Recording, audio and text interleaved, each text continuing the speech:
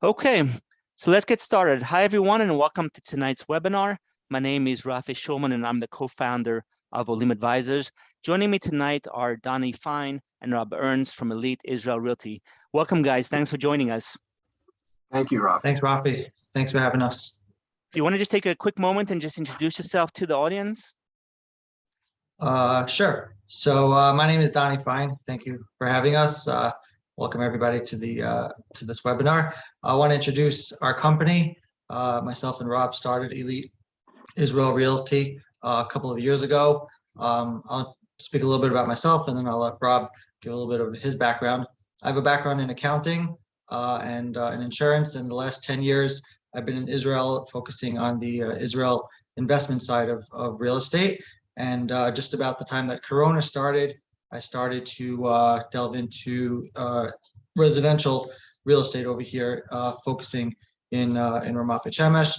After a few months, Rob joined me, and together we formed Elite Israel Realty. We formed the company with the philosophy that our goal is to just be a little bit different than the average realtor you might find here in Israel. Philosophy based on honesty and transparency. And that's where we're coming from. As we're both Olim, we can also understand the plight of an Ola as you come into the Israel real estate market and where you're coming from and the challenges. And we built a company around helping a buyer find their home here in Israel. Great. So I'm Rob Ernst. We won't spend too much time on my background, but just to give you a little peek into my past. I was a practicing attorney full-time for 15 years. I still practice part-time, but my main focus is on real estate. It's interesting. I had no plans to go into real estate, but as Donny said, my passion, Donny's passion, is Israel. It's bringing people here. It's bringing people's money here. Having seen from my own family, people who had to flee countries and not be able to bring their goods with them, their money with them, and sometimes they couldn't even bring themselves, unfortunately. The need to have a home in Israel is so important, to invest in Israel, to believe in Israel, and eventually, Bezrat Hashem, to come to Israel. And so that's our mission, and that's what we're here to help you with. Great. Thanks so much again for joining us. So we have over 170 people who registered for the webinar from around the world. We have people from Israel, the US, Canada, Australia, Europe, South America, and really everyone has their own goals, their own plans. Some people want to buy a home, some people want to rent a home, some people just want to understand the real estate market in Israel a little better. And so it's our goal tonight to give you a little bit more insight, to give you a little bit more information, a little bit more guidance about how the real estate market works in Israel, and more specifically, the Ramat Beit Shemesh market. What I would like to do now is just take a step back in time for a moment and just talk to you about Olim Advisors, who we are and why we're doing this tonight. So when we started Olim Advisors back in 2016, we really had two goals in mind. The one goal was to inspire and encourage and help as many people as possible for making Aliyah from around the world. We wanted to help them make decisions like choosing the right communities and finding the right homes and the right schools and things like that. The second goal was to help people adjust to life in Israel. So once you get here, you need to be able to manage, and you need to be able to lead a successful and happy life. And so dealing with bureaucracy and the bank and the schools and everything else that goes into your day-to-day life in Israel is just different from what you're accustomed to. And so our purpose, our goal is really to get people here and then support them in any way that we can. One of the things that we realized a couple of years ago is that having a home in Israel is something that a lot of people are challenged with, whether it's renting or buying. The process of buying a home in Israel is very different, the mortgages, the whole process really. And so what we do is we not only guide people in making Aliyah, but also guide people, whether they're Anglos living in Israel, investors from around the world, through the process from finding the community to finding the home and eventually to closing on your home. So we're here, in any way that we can. We want to help you. And we'll reach out to you before, after the webinar is over, we'll reach out to you and we'll have the conversations to really get a better sense of what you're looking for. But for this purpose, we really want to just talk about the overall market and the Ramat Beit Shemesh. Before we get started, just a couple of quick things. The first thing is that we are going to be recording this. So if you have to leave early, if you want to watch it again, or if you want to share it with anybody, we'll send out an email by Tuesday with a link to the recording, so you'll be able to watch it. We're also going to have our contact information at the end. So if you want to reach out to us, we definitely encourage you to do so, and we will reach out to you as well, just to get a sense of what you're interested in. And lastly, we are going to have a Q&A session at the end. So if you want to put your questions in the chat window, not the Q&A window, but the chat window, we will get to as many questions as we can at the end. So with that, I'd like to get started. So the first really question that a lot of people have is, what should I be thinking about? What should I be, looking at when I'm choosing the right community? And there's a lot of things, and of course it depends on each person's specific situation, but there really a number of them that apply to many people, to most people. And so the first thing, of course, is budget. A lot of people would love to live in Yerushalayim or would love to live in Tel Aviv, but it's expensive and they just can't afford it. Again, whether it's to rent or to buy. And so you have to be realistic with yourself. You have to think about not just the down payment, which can be pretty substantial, but also the ongoing cost of living. You want to live within your budget. So that's one of the first things that we tell people is figure out how much you can afford, and then let's help you find communities that fit in within your budget. The second thing is what we call the personality of the community. Do you want a religious community? Do you want a secular community? Do you want a mix? Do you want an Anglo community like Ramat Beit Shemesh, or maybe you want a community that has more of an Israeli feel to it? These are very important, and there's so many communities that fit in on this range, on the spectrum.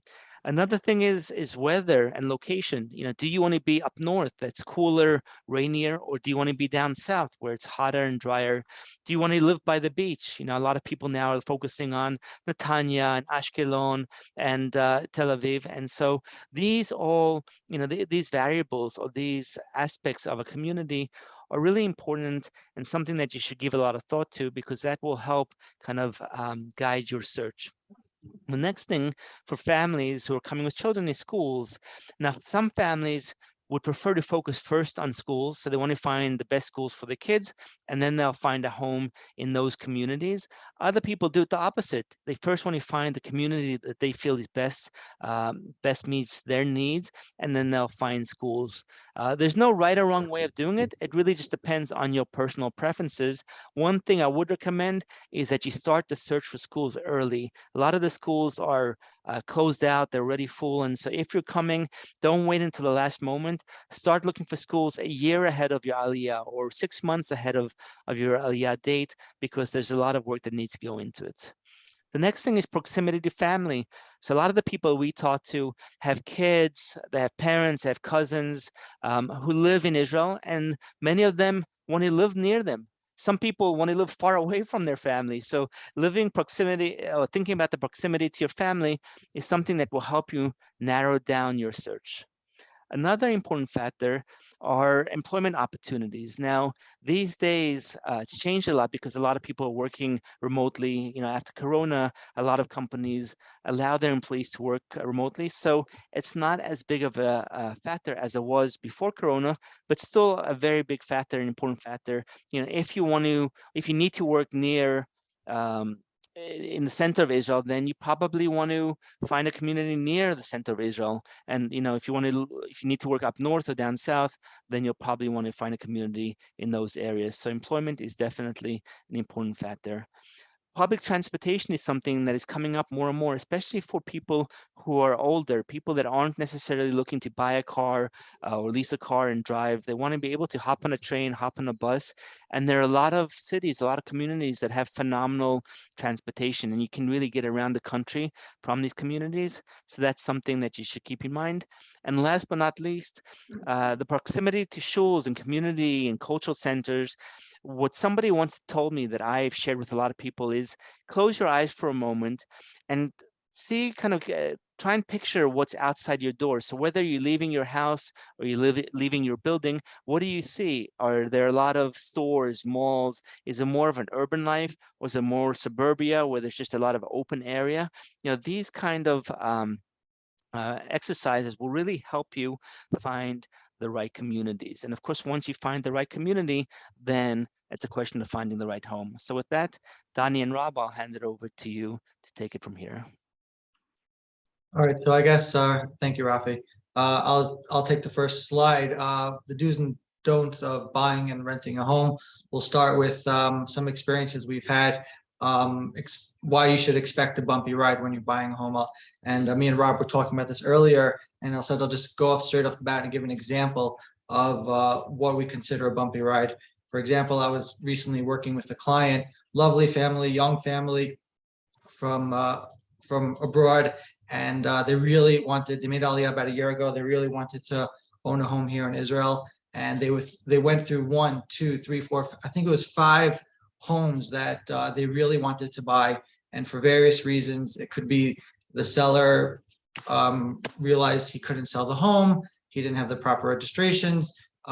He wasn't sure about his price. And the deals just fell through until finally he was able to buy a home just a couple weeks ago, and he was like really happy about that. So sometimes I always tell people you need a lot of siyata d'shmaya to buy a home here in Israel. Sometimes it's just not as smooth of a ride as you would hope it to be, and just because different culture clashes, we could that they can expect in the market from the seller side and from the buyer side as well. So that's we try to make it as smooth as possible, but sometimes, as Rafi mentioned before, due to bureaucratic reasons or whatnot, then it's just sometimes it could just be a bumpy ride. And in terms of moving quickly, when you see something you like, buy it. Israel in general has a major shortage of supply. There's a very high demand. I say it's an abnormal type of demand because a lot of people buy here due to their it's an emotional purchase. Everybody, we love the land of Israel, very passionate about it. We want to own a piece of, we want to own a piece of the rock over here. So people, they're not just coming here. It's not like buying a home in New York City where it's something where you need to live. This is something where people you really need to buy a home here. So you have a lot of competition. So if you see something you like, don't sneeze, buy it as quickly as you can. And again, these are things that me and Rob have been dealing with for the last couple of years and trying to make it as smooth as possible for the clients. Speaking with the right professionals, we work with a lot of different lawyers, mortgage brokers, money changers. These are all guys that you need to have a good team to buy a home here. You have to have a good team. That includes a good real estate agent, of course, and then the follow-up, with Olim Advisors and everything that they can offer. And I think we can give after the webinar is over, we can offer referral references in terms of who we've had positive experiences with, and we advise you to go ahead and interview these lawyers and mortgage brokers to see who you connect with, who you want to work with. The next says don't wait for perfect. It's very true. Israel is a completely different country. I could tell you when I first wanted to make Aliyah, my dream was to go to the Golan and live on a piece of land and have a beautiful home. And now I'm sitting here in Ramat Beit Shemesh, and while I love my home, it wasn't my dream home. Now after 13 years, it's my dream home. I'm so happy to have a home here in Israel. It wasn't easy to get it, but it's not the perfect home. Homes here they're just built differently. In terms of structural, in terms of design, whatever your dream home is, unless you have an unlimited budget, it's not likely you're going to get your dream home here in Israel. Obviously, we're going to help you find as close to it as we can, but I wouldn't wait for perfect. And I guess that follows up with be ready to move quickly. Now, in terms of pricing is a very hot topic these days. With inflation going up, people are expecting the prices to fall. I just this past week, a client of mine was for about 2 months. They were negotiating on an apartment here in Ramat Beit Shemesh. Literally the night before they were going to sign on the apartment, I get a phone call from the husband saying that, Donny, the mortgage rates have gone up. We feel that the prices are going to go down, and we'd like to change our offer on the home. And I said, if you change your offer, they're not going to accept it, and you're going to lose the house, you're going to lose the apartment, and you're not going to find anything. If anything, once you walk away from this, what you do find, it's going to be more expensive. Like I said earlier, because of the abnormal demand for homes here, I think it's because an emotional angle, and also the growing population here in Israel. We don't expect the prices to fall. Maybe for a short period they'll level out a little bit, but we really don't expect the prices to fall. Okay. We can go to the next slide. Rob. So the current state of real estate in Ramat Beit Shemesh in Israel. So one of the points, just to go back to the last slide, which Donny was speaking about, 2 points that I wanted to add. The first is in terms of supply and demand. Israel is a very young country. I just saw a statistic that in Ramat Beit Shemesh, for example, 46% of the population is under 14. So when you think about a young country, as opposed to America, which is an aging country, you have a young country growing very large families. The supply is already extremely tight. And as these people grow and they get married and then they have families, it's only going to add to that. In terms of, don't wait for perfect. So I'll tell a story that my wife, we were looking to rent. This is when we first came, and she was looking at 2 places. She wasn't sure, should we take one place or the other place? And so she called our Rav, who we were hoping would help to guide us in a decision. And he said, listen, if you wait for perfect, you'll be homeless. Find something that's good enough and make it your home. That's the important thing. And she said, okay. Little did she know, until she realized it a little while later, that there was literally somebody right behind her. And if she hadn't agreed to move forward on that rental, there was literally somebody right behind her. And we've seen this happen many times on rentals as well as on sales, where if things are delayed, the sellers, the owners are in a premium position to be able to control the market. So what has happened over the last 10 years? So what we've seen, and we can talk about 10 years, we could talk about the last 3 years as well, which we will in a second, about how Corona's affected the market. But over the last 10 years, the aliyah rate has increased. The amount of older people who had been retiring maybe down south are now coming to Israel. Investments in real estate. So over the last 10 years, the exits from big tech companies here has created a huge wealth for a lot of Israelis.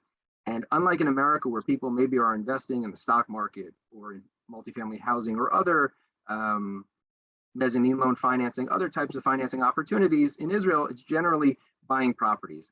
And so, when the water rises, all ships come up. And that's really what's happened, is that even if you go back about 10 years ago, when there was a lot of exits, and the young Israelis started buying up the coast.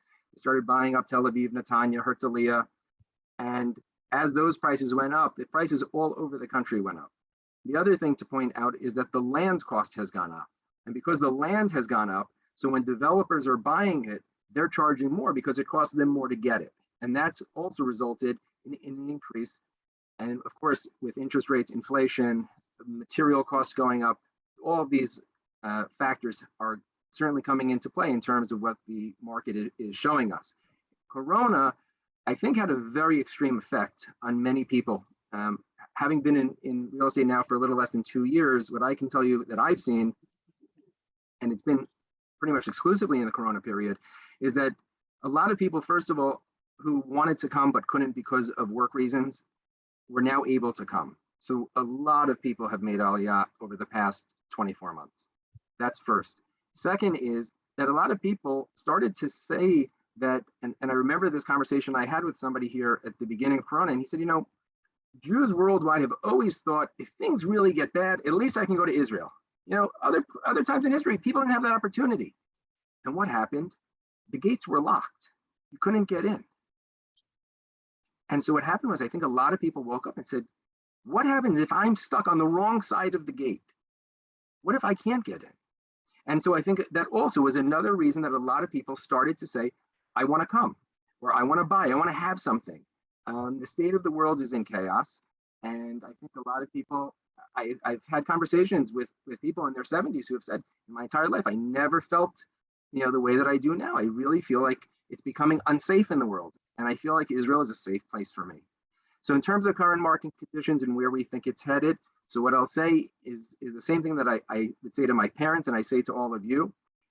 I really believe that unless and until there is a huge flood of the market of supply, which I don't see anytime soon, I think the market, while it may flatten out a bit, because I don't think that it's going to continue to rise at the 20 to 30% it has been over the past few years, I do believe that the market is going to continue to rise. There's just too much demand, too little supply. And besides, like I said earlier, you have a lot of growth in this country. So if you know, a lot of times people will say, oh, it's the foreigners that they're investing, they're bringing their money in, they're not even living here. That's a very small portion of the supply problem. A big part of the supply problem is that the projects, from the time that there is a release of land until people are allowed to live there, can be anywhere from 5 years to 7 years to 10 years. That's a very long lead time. Things aren't happening quickly. And so the current market conditions are saying to us that it looks like it's going to stay this way for quite a while. So this is Rafi. How are we handling a Q&A? Somebody posted a question. Is that something we're going to answer now or later on? We'll get to it at the end. Okay, so fine. All right, so this is something that comes across pretty much in literally every phone call I get, and we get many, Baruch Hashem, every day and on a weekly basis. People outside of Ramat Beit Shemesh don't understand the difference between the areas that are available. Actually, we should have added a map of the different areas to this slide. We'll have to know that for next time. So I'll just explain a little bit, a brief overview of what each Rama is, what each area of Ramat Beit Shemesh is. For example, me and Rob we just live 100 meters away from each other, and we're in Ramat Beit Shemesh Aleph. Ramat Beit Shemesh Aleph is actually it's not the first Ramah built. Ramat Beit Shemesh Bet was actually the first one built, but we're going to skip over Bet because nobody here on this panel or in the audience is likely going to be moving there. But Ramat Beit Shemesh Aleph is a very eclectic area. You have, I really believe it's the definition of kibbutz galiot. You have all different types of Jews here. You have guys that wear jeans and t-shirts. You have Hasidic guys of all different hashkafot, and you have all different types of homes here. You have apartments, you have cottages, or what we call cottages, which a lot of North Americans might know as townhouses or semi-attached homes. There's villas here at all different prices. There's tons of shuls and yeshivas here of all different. Every type of Jew lives here. I was actually once talking to a famous author, Nachman Seltzer, about it, and I said to him, like, what's going on? The people here are just so incredible. And he says it's called talent per capita. In Ramat Beit Shemesh, of all the Jewish areas in probably the world, for some reason, Ramat Beit Shemesh Aleph has the highest talent per capita. We have lots of incredible rabbis and authors here. So I'm a big fan of Ramat Beit Shemesh Aleph. I hope that answered that question. Ramat Beit Shemesh Gimel, which is really, I'm sitting in my office now and I'm looking at Ramat Beit Shemesh Gimel. There's a park, it's called Park Hayamut. It's in between Aleph and Gimel. Actually, I'm looking at Gimel Shtayim. So Gimel is, it's a new area that was also built, I'm going to say 5 to 7 years ago. It started becoming a little bit more popular. It is a little bit more yeshivish. There's plenty of Anglos that live there, mostly in Gimel Shtayim, but in regular Gimel also. Now keep in mind, all these areas have lots of shopping, lots of what to do, and all the conveniences. They have schools there as well in Gimel. Dalit is a newer community that's literally being built as we speak. We're talking about 10,000 apartments. It's only apartments that are being built over there. Lots of buildings. While even though Aleph and Gimel are so close, to get from Aleph to Dalit, it's not exactly walkable. It's a bit of a drive. Sometimes I go to see a place in Dalit to show a client, and I'm still driving for a few minutes, and I'm just like, I can't believe this is still in Ramat Beit Shemesh. It's still, because it's kind of far, but the expected population is going to be also more yeshivish. They're building for Haredi, and that's who it's being built for. But again, it's going to have a large Anglo presence. There's tons of shopping there. They have their own malls, their own schools. They say it's going to be, or it is, a city in and of itself. Ramat Beit Shemesh Dalit. anybody knows the area, if you follow the 38 from the 1, on the left side, as you pass the entrance to Ramat Beit Shemesh Aleph, you'll actually see the buildings of Dalit up in the mountains. They're very beautiful and really nice. Dalit's a really nice community. Ramat Shiloh is a pocket. Me and Rob actually used to live in Ramat Shiloh before we moved here to Mem Shalosh. Actually, should have, just to go back to Ramat Beit Shemesh Aleph, Mem Shalosh and Mishkafayim are actually part of Ramat Beit Shemesh Aleph. Ramat Shiloh is also part of Aleph, a pocket of Ramat Beit Shemesh Aleph. It's on the other side of the Merkaz. It's built around the yeshiva Lev HaTorah. I don't know if you guys know Rabbi Fass. He's from Nefesh B'Nefesh. So he helped build that community. He lives there, and it's a yeshiva university YU type of crowd. It's a great area, very centrally located. Lev HaTorah is incredible yeshiva. You have another shul called Mishkan Shiloh, and there's a few other shuls there. There's actually more shuls, more yeshivish type of shuls there as well. So again, it just personifies and signifies how Aleph is just a very well balanced community. And Ramat Shiloh also has a lot to offer. And Mishkafayim is another pocket of Ramat Beit Shemesh. Aleph, newer, came on the scene a few years ago. We get called all the time. People want to live specifically in Mishkafayim. It's a nice community. More on the younger side. On the younger side, the shuls and schools are starting to pop up now. They don't have much shopping there now, but it's really a few minute walk and a couple minute drive to into Aleph to get from Mishkafayim to the greater Ramat Beit Shemesh Aleph area. And lastly, I have Neve Shamir, which again, as I'm sitting here in my office through my window, I could see up there into Neve Shamir, which is it's very close to Ramat Beit Shemesh Aleph. Neve Shamir is actually another name for Ramat Beit Shemesh Hey. I'm not really sure why they call it Neve Shamir, but basically the way it started was there's a police academy about 20-25 minute drive from here, and they needed a place for those people who work there and learn there to live. So they built this neighborhood called Neve Shamir. It was originally slated to be actually for Chilonim, but then a lot of people in Ramat Beit Shemesh Aleph and the greater area over here saw it being built, and they were buying up apartments for investments to live in, for the kids to live in, and it became a very, very popular area. And we expect it to be a very eclectic crowd, just like in Ramat Beit Shemesh Aleph. It's right now, just this past Shabbos, we have a friend that lives there, and he walked over to us for a kiddush after his shul, where he was davening on Shabbos morning, because they don't have much shuls there. So Neve Shamir, and we're gonna offer you a couple of apartments that are available in Neve Shamir. We'll talk about pricing a little later on. So I hope I did a good job on explaining. Rob, if you have anything to add in terms of the differences in communities, feel free. No, I think that was a very good overview. Thanks, Donny. Okay. I went the wrong way. Sorry, guys. There you go. Okay, so the process of buying and renting and what to look out for and expect. So how to begin the purchase process. So as Rafi alluded to at the beginning, the most important thing is to really understand what your budget is.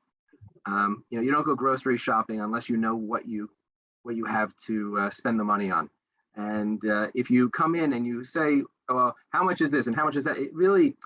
It's important, but it's not as important as knowing how much a person is able to spend.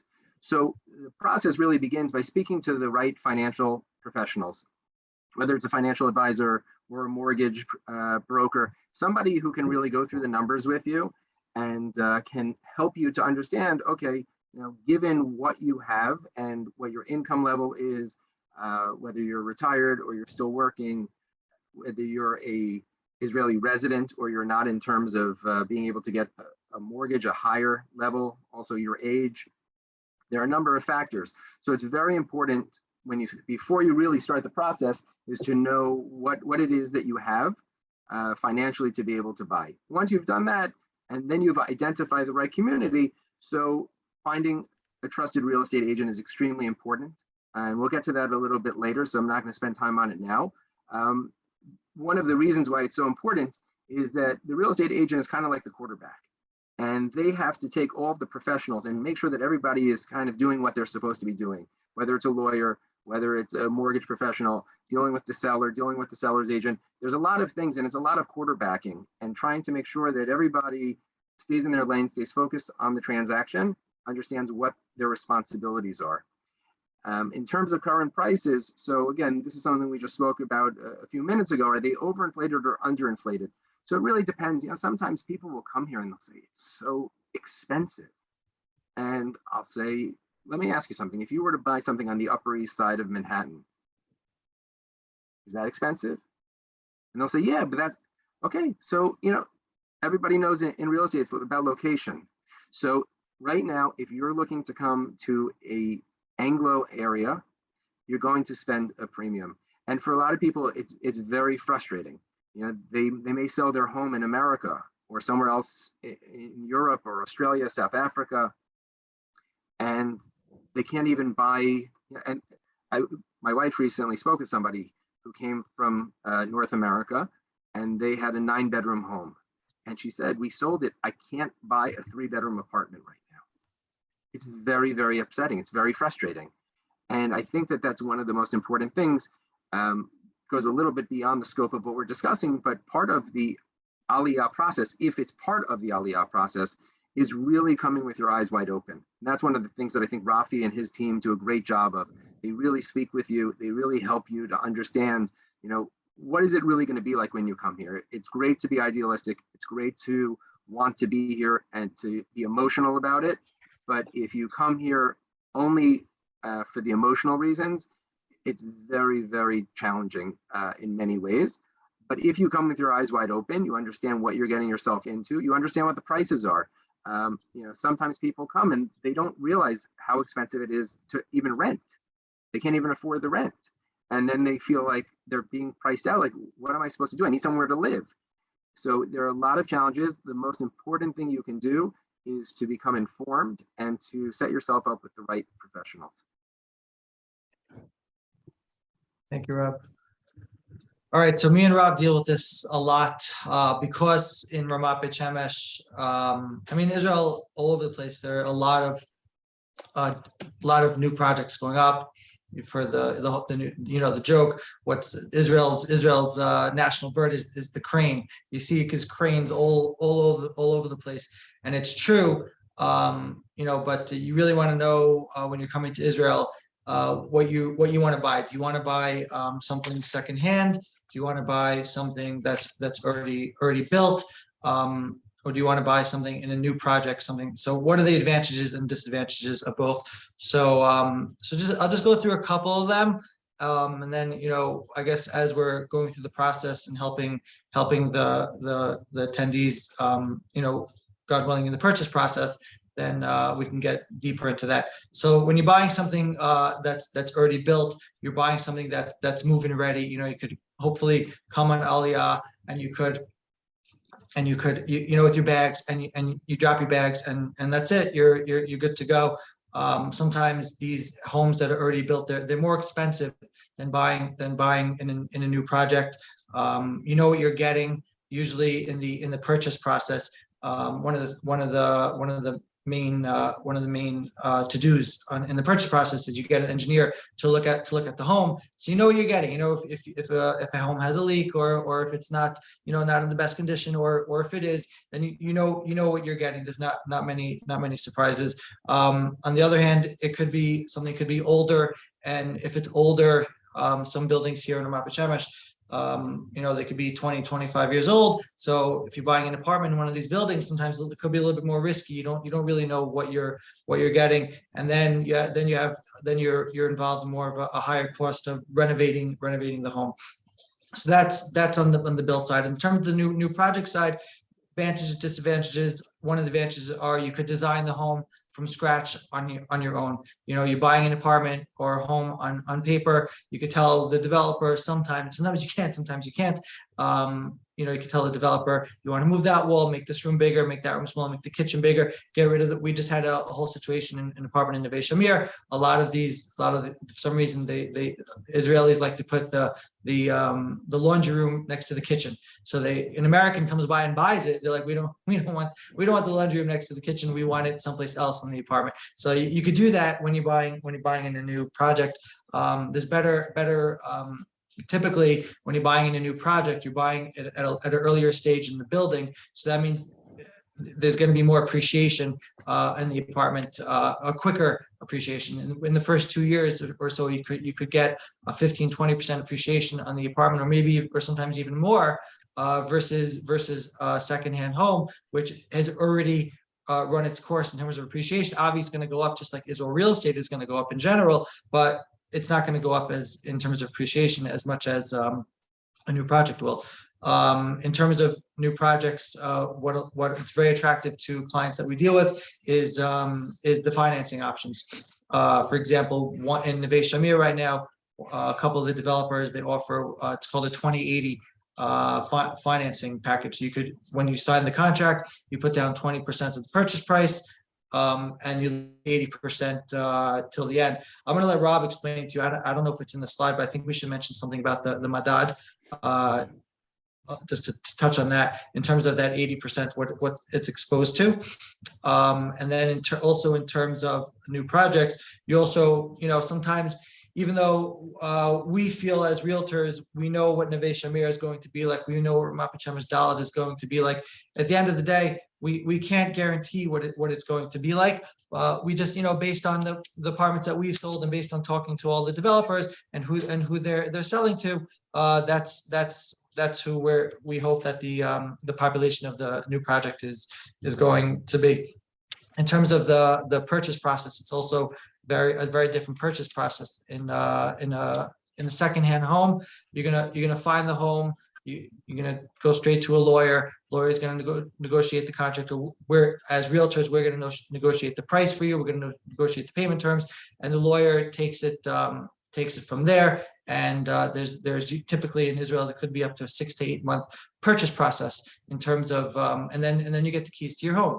Or in a new project, sometimes apartment won't be ready for 24 to 36 months, or sometimes even longer. So the payment structure also changes drastically, and we can go through that I think in a more private session as well.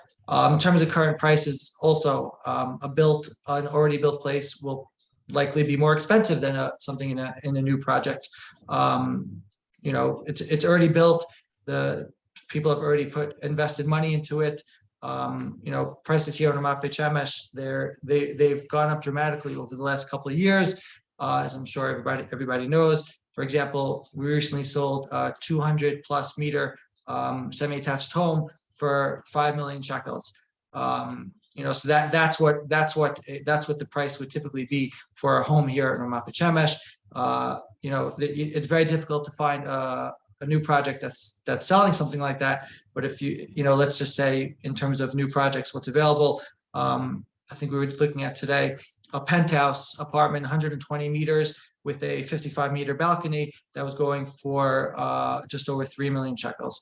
So that's a little bit on the current prices. I don't think I need to go into too much detail about that because further on in the slides we have more specific details. Okay. Rob, do you want to just take 2 seconds and talk about the Madad, what I said before about the leaving the what's exposed from when you're buying in a new project? Sure. So I'll just give a very 100-foot overview of it. So the Madad is the builder's index. I guess it's similar to the consumer price index in the States. It's a confluence of factors, including building material, labor cost, land cost, inflation, and a few other material costs that are involved. And on the 15th of every month, the government sets a rate. So it could be anywhere from 0 to 1%, 1.5%. Typically, that's about the top. What over the past 12 months is about 6.5% over 12 months. So what was happening was when you buy a new project, so you put down a certain amount, whether it's 20%, 25%, 30%, whatever amount you haven't actually paid is exposed to the madad, meaning that whatever the madad goes up over that period of time, whatever that spread is, that's going to be exposed. So people, let's say it was a 2 million shekel project, and they put down 20%. So now they have 1.6 million. So the 1.6 million was exposed, 100% of that 1.6 million was exposed to the madad. So instead of paying 1.6 million, which is what they thought they were paying, they end up paying 1.6 million times 6.5%.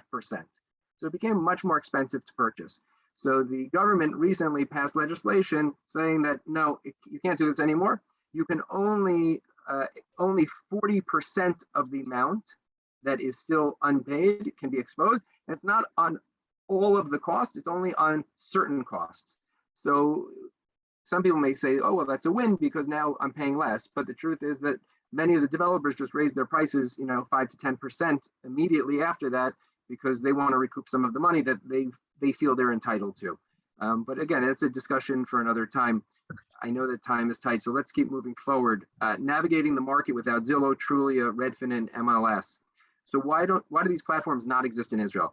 So that's one of the things when I first came aboard, I really tried to look into and understand, and nobody gave me a satisfactory answer. What I can tell you is that unfortunately, it's a very, very competitive market here, and people don't really like to share information. A lot of times you'll ask another agent if they don't have an exclusive. An exclusive means that whether they sell it or they bring somebody in else, on the buyer side to sell it, they still get a fee. Exclusives are becoming much more challenging because a lot of the sellers feel like, why should I pay to have something sold? It could be sold without me having to commit to anything. So a lot of times the agents won't even give an address unless and until something is signed. It's an unfortunate reality, but it's very disorganized, and a lot of the people in the industry aren't necessarily the most professional. So I think that with a certain level of distrust amongst their colleagues, nobody ever wanted to get into this, which is why it's so important to have trusted real estate professionals to work with. One of the things, as Donny said earlier, and I know I take it to heart completely, and I know that Rafi obviously believes what we're saying because he wouldn't associate with us if he didn't. We care so much about our name, our reputation, about how we treat everybody. Most of the people who become our clients become our friends as well, especially when they move here. We treat everybody who we work with like family because you are family. And it's very, very important to us that you believe that we're really looking out for you. We would rather lose the sale than lose your trust. And part of that is loyalty. Loyalty works two ways though. A lot of times people will come, and unfortunately, because there is no MLS and because of the disarray, they sometimes feel like, oh, I need to speak with everybody in order to find a place.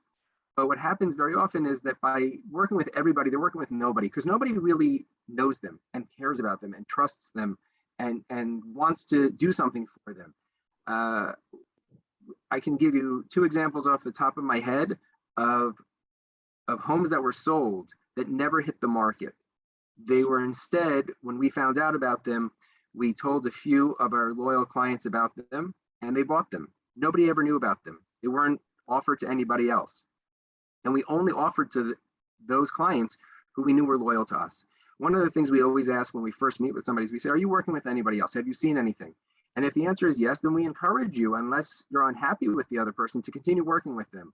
We're not looking to steal anybody else's clients. We're not looking to get additional business that way. That's not what we want to do. If you're unhappy and you want to come work with us, we're happy to work with you as well. But in terms of an investment of our time for ourselves as well as for you, we really, do put a premium on the loyalty that we give to our clients, and we expect the same in return. Right.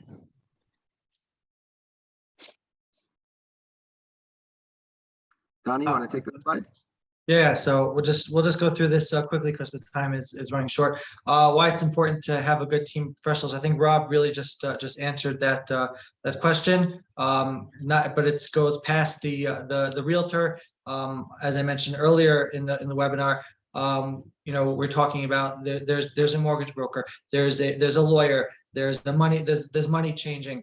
We can offer you references in terms of who we work with, who we've had positive experiences with, and we usually, whenever somebody asks us for a referral, we always give them at least 2, sometimes 3, and they can interview and choose their own.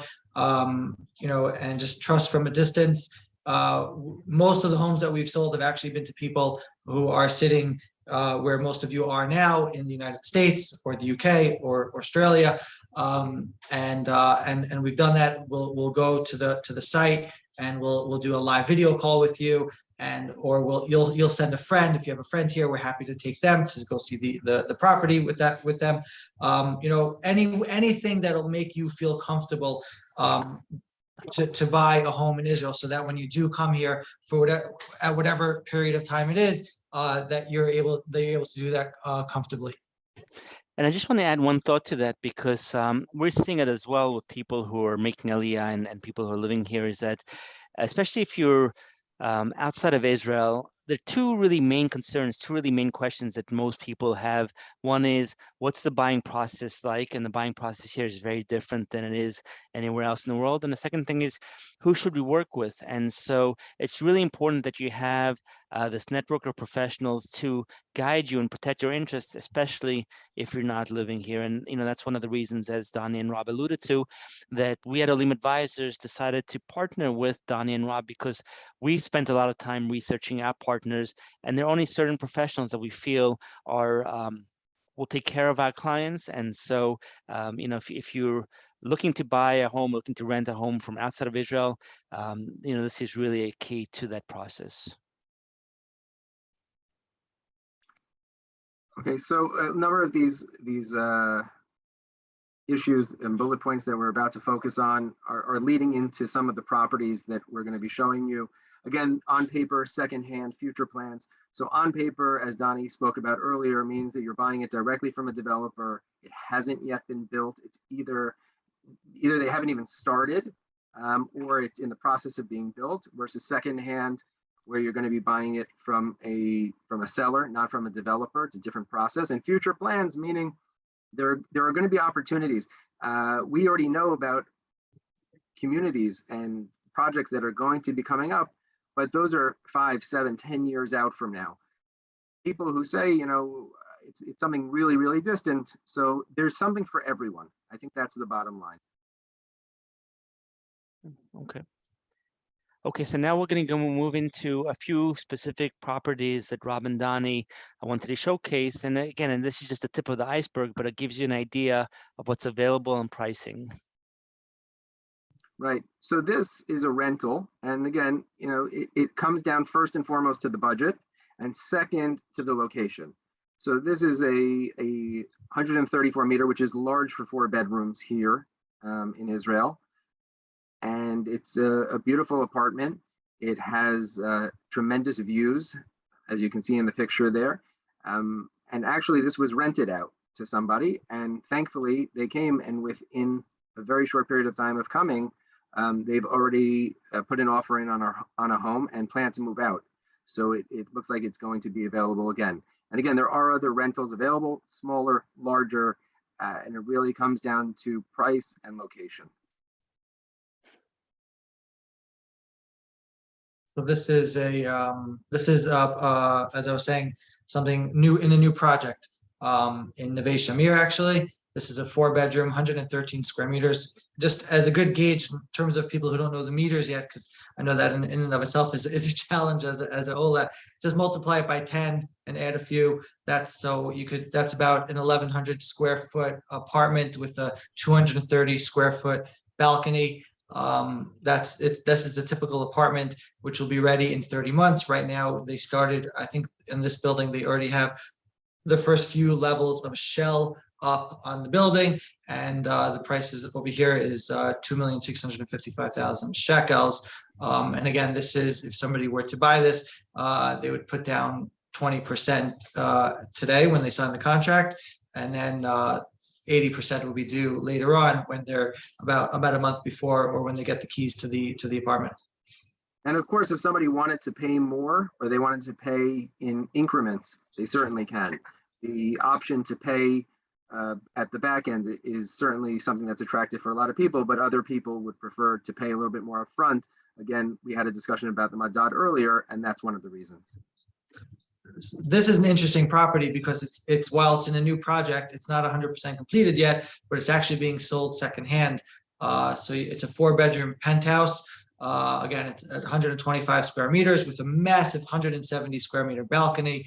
There's a lot you could do with that balcony with a stunning view of the mountains, as I guess there's no picture here, but and these penthouse apartments usually come with covered parking. You know, you get a little bit higher upgrade finishes in a penthouse. You get a little bit of a larger storage room. This particular building will be ready in 8 months, and the owner is currently asking about 4.1 million shekels for this apartment. Okay. Donny, you could talk about this one as well. So this is in Ramat Beit Shemesh Aleph. This is not far from where me and Rob live. Again, it's 125 meters. You have 4 bedrooms. By the way, also a tip when you're for anybody that's in the process of making Aliyah. I know it's a little bit confusing, but I want to clarify. We try to, because we're dealing with Anglos, this is who we deal with. We try to make this as simple as possible. Sometimes even we'll advertise apartments in feet, but see it says here 4 bedrooms.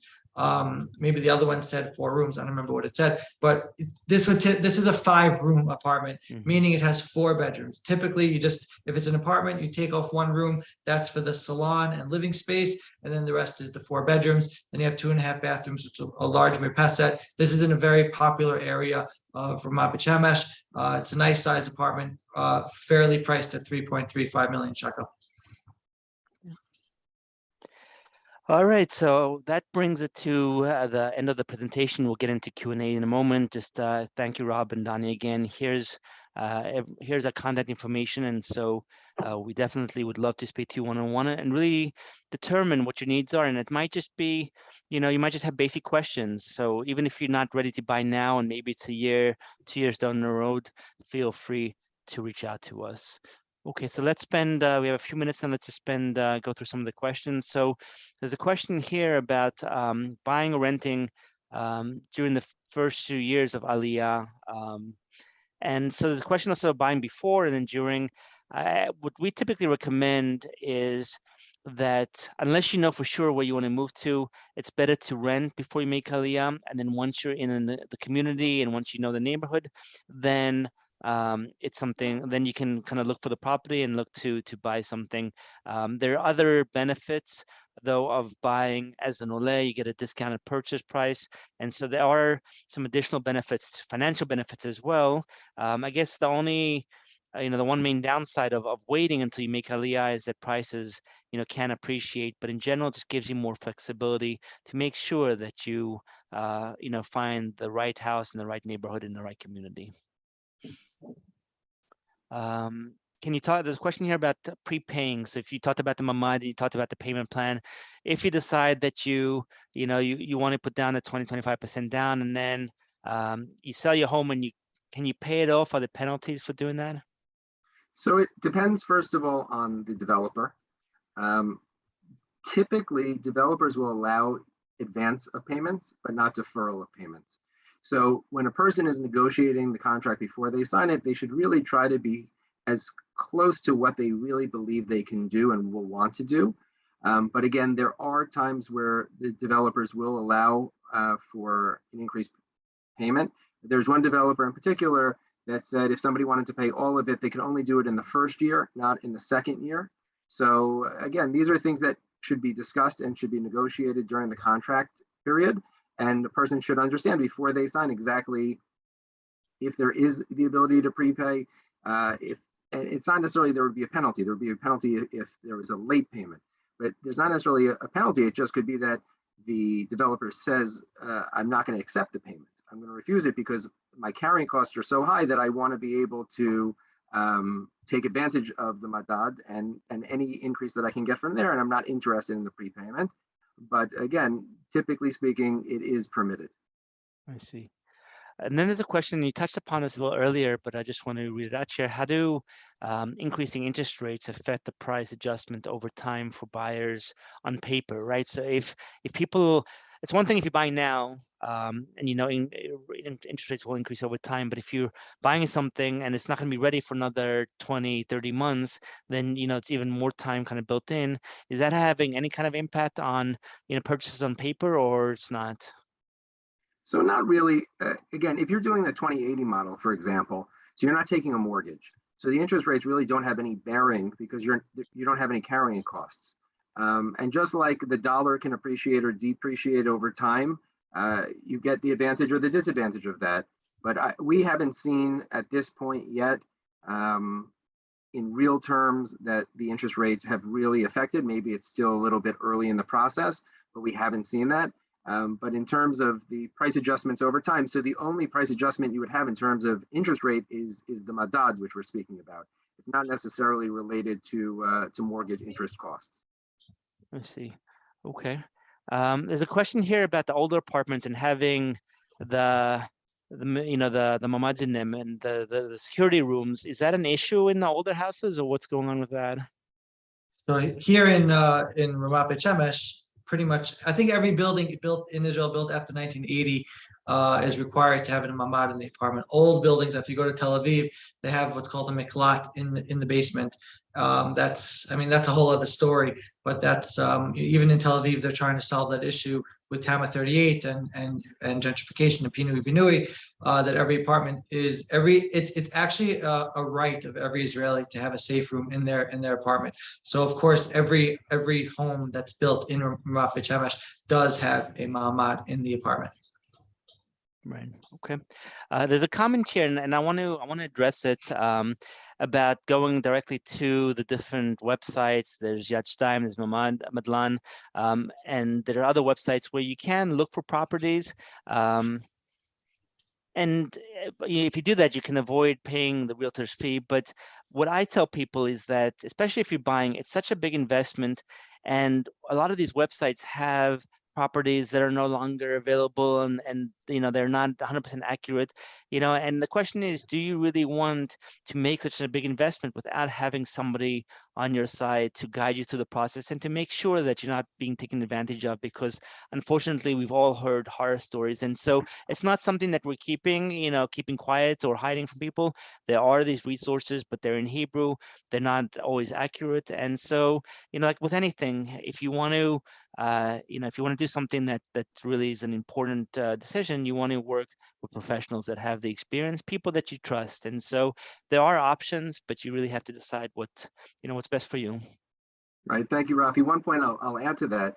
If people go to our website, what you'll notice is that there are no properties listed. There are WhatsApp groups to join. And there's a specific reason for that. The specific reason is that many times properties are gone instantaneously, and we may not be able to take something down. A lot of sites, as Rafi is pointing out, have clickbait. They'll leave things up that either are no longer available or maybe never really fully existed in order for people to become engaged in the process with them. That's not what we're interested in. Again, and I appreciate what Rafi's saying. And as somebody who was a non-real estate agent for many years, I also thought, what do I need a real estate agent for? And then I sold my home in the States, and I realized, there is a service here. Just like if I needed to go to, I got a contract, I would have a lawyer review it. If I needed, some medical advice, I would go to a doctor. I wouldn't be, searching on Google for answers to these things. I would be going to somebody that I trust, who I believe really has my best interest at heart, and is going to be there to advocate on my behalf. Right. Good point. Okay, we have just a few more questions, and then we'll wrap up. There's a question here.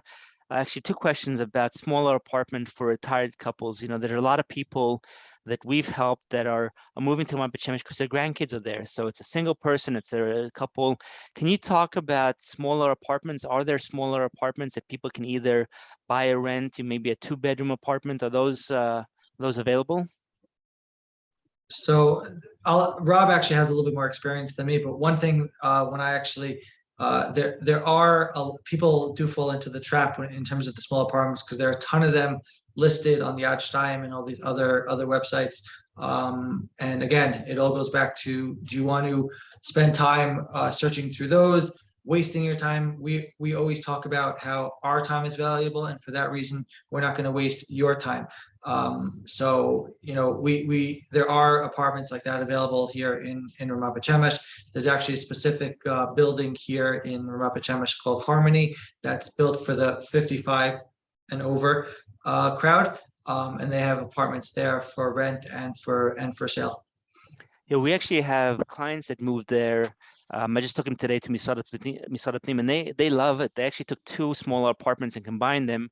But I don't know if there's any inventory left there. But you're saying that there are other projects as well that people can look at. Well, there is Yeah. in the secondary market in Harmony. There are places available, but also in Neve Shamir and also in Ramat Beit Shemesh Aleph, in Ramat Shilo, there are a number of smaller apartments that are available.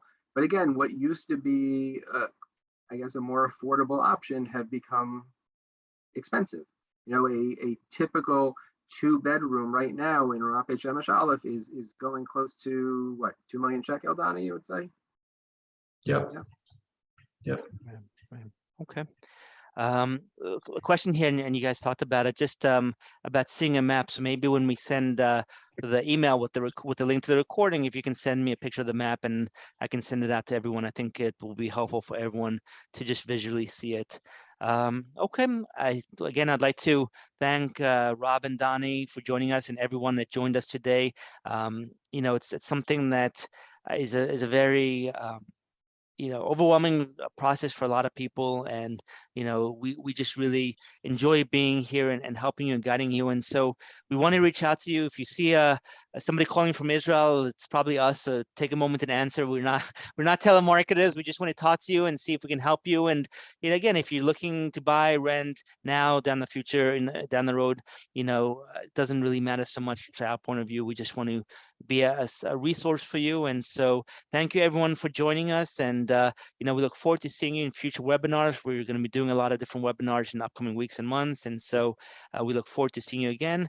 And have a great week, everyone. Take care. Be well. Thank you. Thank you, Rafi. Take Thank care. you, Rafi. Great job, guys. Be well. Bye-bye. Bye-bye.